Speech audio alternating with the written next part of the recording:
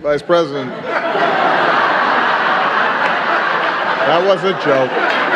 I confess, I heard some changes had been made by the current president since I was last here.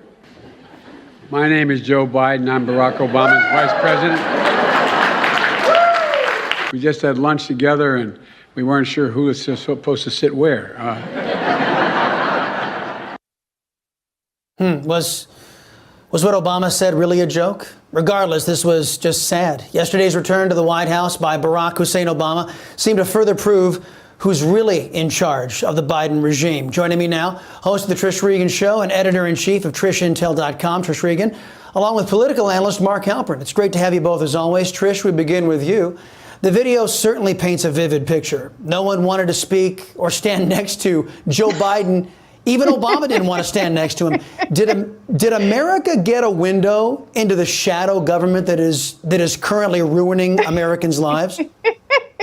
I'm just looking at the video again, and it kind of makes me laugh. It's like, I think he gets it, right? He gets it. He's like, my gosh, Barack Obama just literally sucked all the oxygen out of the room, and you can see everybody just clamoring around former President Obama, leaving the current president in a bit of a state. Well, look, I think there's a lot of questions as to, Trish, who's really running the show. I think you're onto something, because I think Americans don't really feel like he's in charge. They feel as though he's too fragile. He's a very old, 79 now, year old. He's an older man. He seems very fragile, not in control. And so it leaves everybody saying, well, wait, who's really running the show? And then Barack Obama comes in and looks like a superstar, and it causes people to question things. Well, Trish, you said Obama sucked all the oxygen out of the room. You could have just stopped at Obama sucked, and that would have been just fine. That was that was spot on. Mark, some are suggesting that Obama was there to staunch a collapse in the Biden regime's poll numbers because of the pain that he and his administration have caused by their incompetence. Speaking of Kamala Harris, part of that regime, new polling shows by Rasmussen only 18% have a very favorable view of her, 56% unfavorable. Mark, why was Obama there, and did he help or hurt Biden with that display? Chris, good evening. It's another week where I think the Democrats purposely staged events just to give you fodder for the program, because I can think of no other explanation for how that went. I mean, remember when Bill Clinton spoke on Barack Obama's behalf in 2008, and they called him the explainer in chief? I think they're probably thinking of Barack Obama now in a different role. Barack Obama ran for president twice and won twice. Joe Biden ran 3 times so far and won once. And I think while 333 gets into the Hall of Fame in baseball, there is a difference in the political skills between these two guys. And there's a reason why Democrats were looking at Barack Obama at that event as he was some combination of Arthur Fonzarelli and Steve Garvey. How about that? Okay, I want you both to weigh in on this. Americans' freedom of speech is under attack right now. An alleged conservative radio station, WMAL in Washington, D.C., a commentator, Amber Athey, who's going to be here tomorrow, stripped of her job for tweeting a joke about Kamala Harris, simply comparing her outfit in the State of the Union she wore to a UPS worker. So according to Cumulus radio station, WMAL, women can't critique other women, their clothes anymore.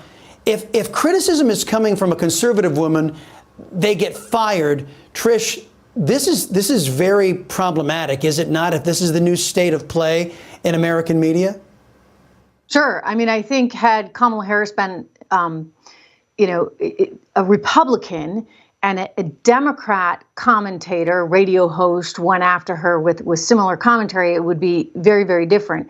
For some reason, and I consistently, I'm not going to say I fail to understand it because I get what's going on, but I'm consistently really troubled by this double standard, if you would, in big media, which is to give Democrats a pass when they attack conservatives. And it can happen with women, it could happen with men. But, in this case, you're talking about a conservative woman making a snarky remark. I mean, it's just a snarky remark, right, about Kamala's outfit. if the tables were reversed, I mean, if they were going after, Sarah Palin, which, by the way, they went after her, remember, very, very hard when she was running for vice president. Yeah. That was all fine. It's like one way only.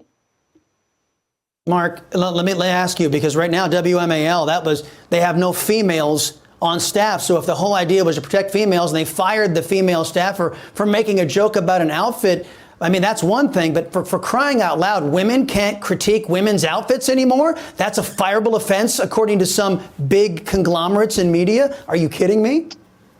WMAL has long been one of the great radio stations in America, but this is not their proudest moment, I would say.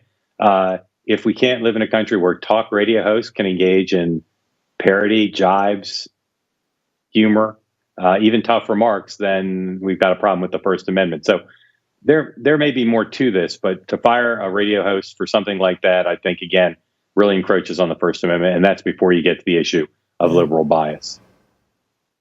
By the way, Mark, nice tie you're wearing today. Just wanted to tell you, I don't think I'm going to get in trouble for that. Careful. Trish Regan, Mark Halperin, thanks, guys.